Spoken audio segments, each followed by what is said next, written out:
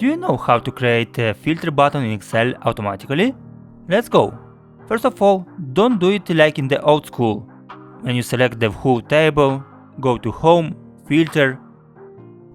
After that you come back to the city, for example, you unselect everything, then select the city. It takes so much time. I have the better way to do it.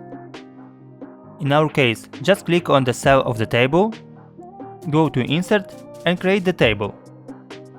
As you can see, immediately will appear table design. In this case, just click on the Insert slicer, and in my case I'm going to select the city. Of course you can select everything that you want.